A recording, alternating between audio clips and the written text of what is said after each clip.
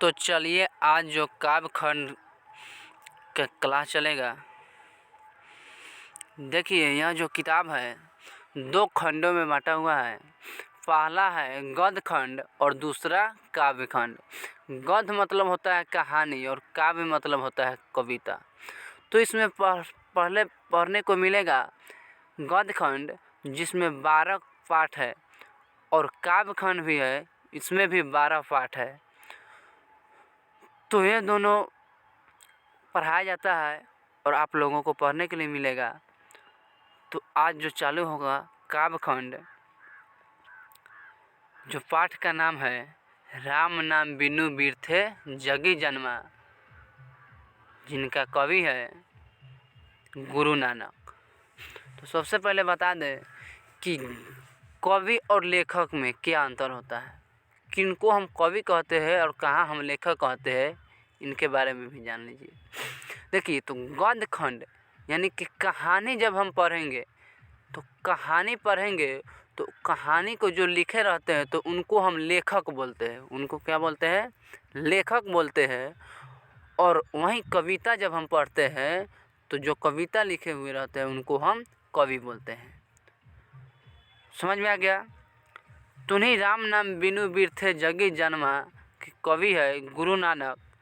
तो इनका हम थोड़ा जीवनी पढ़ लेते हैं। चलिए, कह रहा है गुरु नानक का जन्म 1469 ईस्वी में तलवंडी ग्राम जिला लाहौर में हुआ था। इनका जन्म कहाँ हुआ था? लाहौर में, जो पाकिस्तान में पड़ता है। 1469 ईस्वी में हुआ था। इनका जन्म स्थान नानकाना साहब कहलाता है। पूछ देगा आपसे ऑब्जेक्टिव कि गुरु नानक का जन्म हुआ था उस जगह का नाम क्या था? तो नानकाना साहब। कह रहा है जो अब पाकिस्तान में है। इनके पिता का नाम कल्लू चंद्र खत्री और माँ का नाम तृप्ता और पत्नी का नाम सुलक्षणी देवी था। पूछ देगा गुरु नानक का पिता का नाम क्या था? तो कल्लू चंद्र खत्री और माता का नाम तृप्ता देवी और पत्नी का नाम सुलक्षणी देवी था। आगे कह रहा है इनके पिता ने इसे व्यवसाय में लगाने का बहुत उद्यम किया। देखिए इनके पिताजी जी थे बिजनेसमैन थे। तो कोई भी पिता चाहते हैं कि मेरा बेटा क्या यानी कि कुछ अच्छा बने, कुछ अच्छा बनकर दिखाए, या वो अच्छे पद पर है तो कम से कम हम जो है वहीं बनकर क्या करें, रहे। और अभी ना सोच लिया कि जो दारू पिए वाला सोचे कि हमारा बेटा दारू पिए वाला बने, ऐसा कोई बात नहीं। एक दारू पीने वाला ही भी सोचता है कि मेरा संतान, मेरा बाल बच्चा जो है, मेरा बेटा जो है अच्छा बने, कुछ अच्छा करे। ये भी चाहते हैं कि मेरा बेटा जो क्या हो, यानी कि गुरु नानक जी जो है व्यवसाय में लगे। इन्होंने बहुत प्रयास किया उनको व्यवसाय में लगाने का, बिजनेस संभालने का, किंतु इनका मन भक्ति की ओर अधिकाधिक झुकते गया। लेकिन इनका मन किसके ओर झुकता गया? अधिक लगा भक्ति भावनाओं की ओर। इन्होंने हिंदू मुसलमानों दोनों की समान धार्मिक उपासना पर बल दिया। इन्होंने हिंदू और मुसलमान किसी भी जाति से इन्होंने जो है भेदभाव नहीं करते थे। वर्णाश्रम व्यवस्था और कर्म कांड का विरोध करके निर्गुण ब्रह्म की भक्ति का प्रचार किया। वर्णाश्रम, वर्ण मतलब होता है जाति, यानी कि इन्होंने जाति व्यवस्था और कर्म कांड का विरोध किया। कर्म कांड मतलब पूजा पाठ। इन्होंने पूजा पाठ का विरोध करके निर्गुण भक्ति का प्रचार किया। यहाँ ऑब्जेक्टिव पूछ देगा कि गुरु नानक जी ने कर्म कांड का विरोध करके कैसा भक्ति का प्रचार किया? तो निर्गुण भक्ति का प्रचार किया। उसके बाद कह रहा है गुरु नानक ने व्यापक देशाटन किया और मक्का मदीना तक की यात्रा की। देशाटन मतलब बहुत, यानी कि गुरु नानक जी ने है बहुत सारे यानी कि देशों में घूमे, भ्रमण किए और मक्का मदीना तक की जो है यात्रा किए। जैसा कि हम लोग हिंदू धर्म में जाते हैं बाबा धाम, वैष्णो देवी, बहुत जगह जगह पर ऐसे तीर्थ यात्रा पर जाते हैं। उसी प्रकार से यानी कि जो है मुस्लिम जो है लोग जो है मक्का से मदीना तक जाते हैं। मक्का मदीना एक जगह नहीं है बाबू, मक्का अलग है और मदीना भी अलग है। मक्का से ऐसा कहा जाता है कि लोग मक्का से मदीना पैदल जा जाता है। अब कितना हो 100 किलोमीटर 200 किलोमीटर, अब जितना हो। तो वही कह रहा है इन्होंने मक्का मदीना तक की यात्रा की। मुगल सम्राट बाबर से भी भेंट हुई थी। गुरु नानक जी को मुगल सम्राट बाबर से भी भेंट हुई थी। ऑब्जेक्टिव में पूछ देगा, यहाँ इसको अंडरलाइन कर लीजिएगा कि पूछ देगा कि गुरु नानक जी को किस मुगल सम्राट से भेंट हुई थी। तो कौन सा हो जाएगा बाबू? तो बाबर से।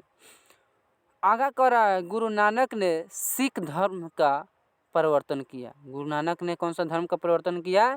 तो सिख धर्म का। गुरु नानक ने पंजाबी के साथ हिंदी में भी कविताएं की। लगे थोड़ा सर्दी हो गया है, जिसके लिए गला बच गया है।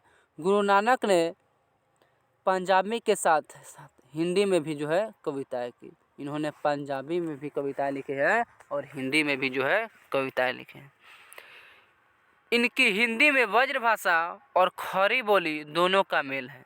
इनके जो कविताएं लिखते हैं तो वज्र भाषा और खड़ी, जो हम लोग बोलते हैं खड़ी भाषा, दोनों का ही मेल है।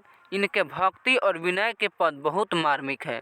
इनके दोहे में जीवन का अनुभव उसी प्रकार गूंथे है जैसे कबीर की रचनाओं में, लेकिन इन्होंने उलटबासी शैली नहीं अपनाई। देखिए यहाँ पर एक शब्द है कबीर, यानी कि इन कबीर के जैसा ये भी यानी कि जो है लिखते थे, बशर्ते कबीर जी उलटबासी शैली का प्रयोग करते थे। उलटबासी का अर्थ होता है जैसे कबीरदास का आप नाम सुने होंगे, जिसे कहा जाता है कि कहत कबीरदास उल्टा बानी और आंगन बरसे भीजे पानी।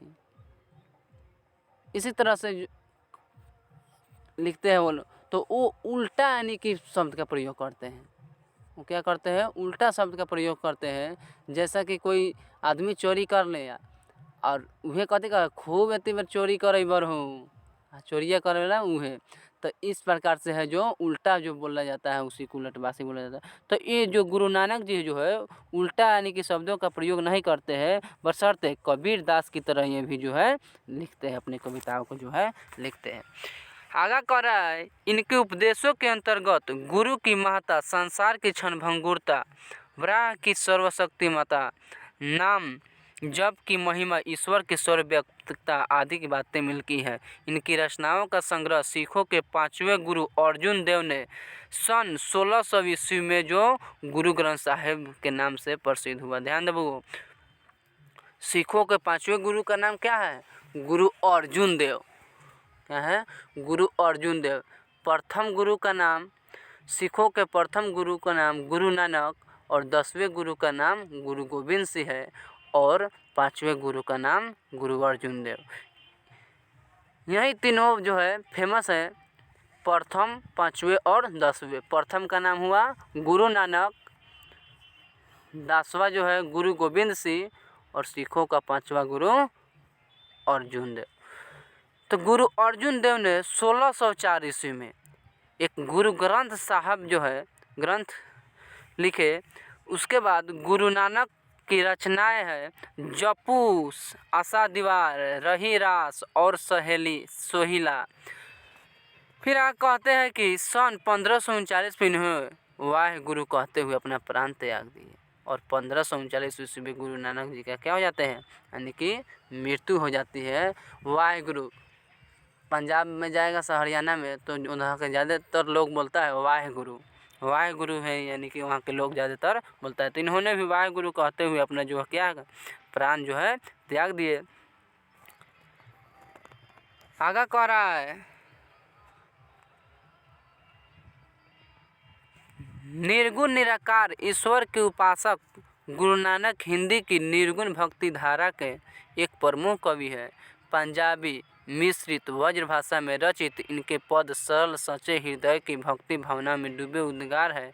इन पदों में कबीर की तरह प्रखर सामाजिक विद्रोह भावना भले ही न दिखाई पड़ती हो, किंतु धर्म उपासना के कर्म कांड मूलक सांप्रदायिक स्वरूप की आलोचना तथा सामाजिक भेदभाव के स्थान पर प्रेम के आधार पर सहज सद्भाव की प्रतिष्ठा दिलाई पड़ती है।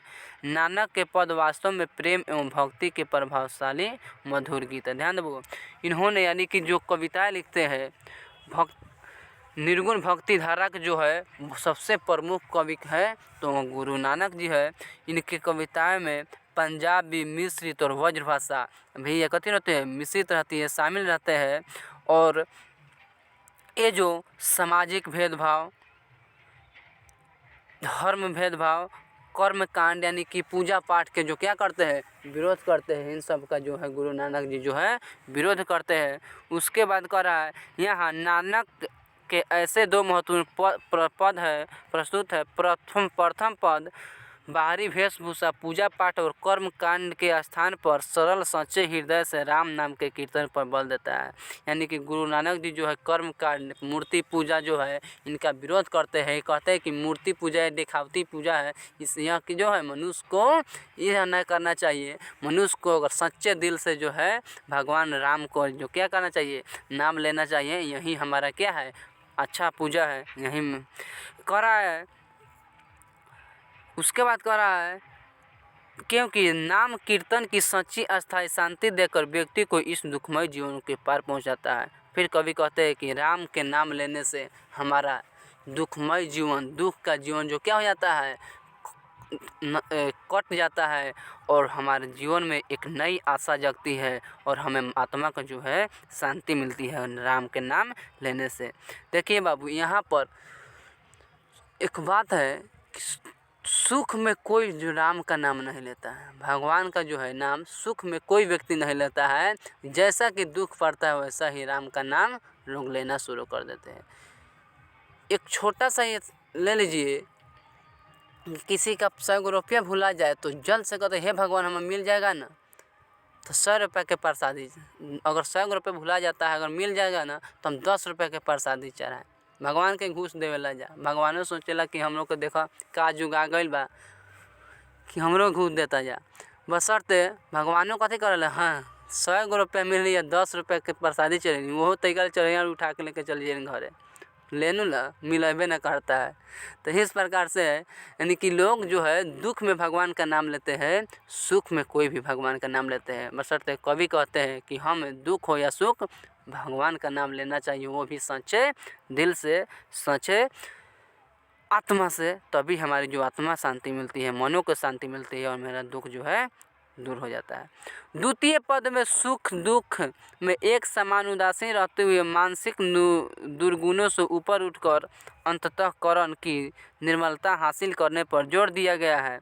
संत कवि गुरु की कृपा प्राप्त कर इस पद में गोविंद से एकाकार होने की प्रेरणा देता है। उसके बाद फिर अंत में कवि जो है अपने आप को ईश्वर के प्रति जो है ईश्वर में समाहित होने के लिए कहता है कि हे भगवान मुझ में कोई लालच लोभ नहीं है, आप मुझे अपने पास ही रख लीजिए।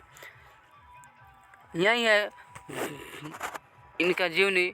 और इतना ही पर क्लास समाप्त होता है। नेक्स्ट क्लास नेक्स्ट वीडियो में मिलेगा, तब तक के लिए इतना ही पर मैं एनपी सर नीरज आप सभी को एनपी सर यूट्यूब चैनल पर स्वागत है। अगर आप मेरे चैनल पर नए हैं तो चैनल को सब्सक्राइब कर लीजिए, लाइक कर लीजिए, ताकि मैं जब भी वीडियो अपलोड करूं तो सबसे पहले आपके पास पहुंचे। जय हिंद।